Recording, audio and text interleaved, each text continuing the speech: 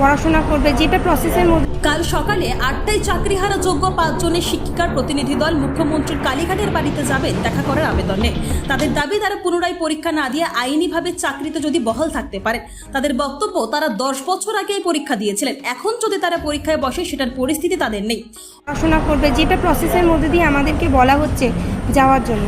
তো সেই মহিলারা বা সেই মহিলা টিচাররা তারা তাদের বাচ্চার দিকটা কি করবে, তাদের একার ওপরে তাদের সন্তানের যেমন দায়িত্ব আছে, সেই সমস্ত সিঙ্গেল মাদারদের ওপরে তাদের বয়স্ক মা বাবাদেরও দায়িত্ব আছে। তো স্বাভাবিকভাবেই যেটা আমাদের বলা হচ্ছে যে তোমাদের পরীক্ষা প্রসেসের মধ্যে দিয়ে যাবে। কোনো একজন সিঙ্গেল মাদার হিসাবে তিনি যদি পরীক্ষায় দিয়ে বসে তিনি যদি চাকরিটি আর ফেরত না পান, তাহলে তারপরে তার ওই বাচ্চাটি কি করে মানুষ হবে, বা ওই বয়স্ক মা বাবা কিভাবে তার নেক্সট লাইফটা লিড করবে, সেই সমস্ত বিষয় তো আমাদের কাছে কোনো প্রশ্নের উত্তর নেই।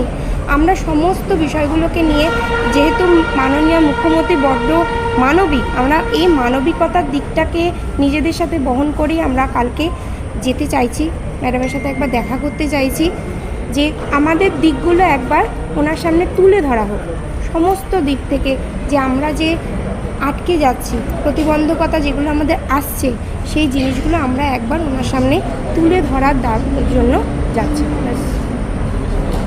আমাদের কোথাও মনে হয়েছে একটা কমিউনিকেশন গ্যাপ হয়তো থেকে গেছে, যেহেতু তার সাথে আমরা সরাসরি কথা বলার সুযোগ একবারও পাইনি। আমাদের ওই একটি উদ্দেশ্য, আমাদের অবস্থা এবং আমাদের অবস্থান, কী অবস্থার মধ্যে দিয়ে কি কোন সামাজিক, পারিপার্শ্বিক, মানসিক, শারীরিক অবস্থার মধ্যে দিয়ে আমরা যাচ্ছি, সেইটুকু তার কাছে তুলে ধরার জন্যই কিন্তু যাওয়া। এর বাইরে অন্য কোনো এজেন্ডা আমাদের নেই। দেখুন, বর্তমানে যে মানসিকভাবে আমরা বিপর্যস্ত হয়ে আছি, সেই ক্ষেত্রে সেই মানসিকতা নিয়ে পড়তে বসা, সেটাই আমাদের পক্ষে হয়তো সম্ভব নয়। তো এই যে পরিস্থিতি, তো আমরা আমাদের এই করুণ অবস্থা আমরা মাননীয় মুখ্যমন্ত্রীর কাছে তুলে ধরতে চাই।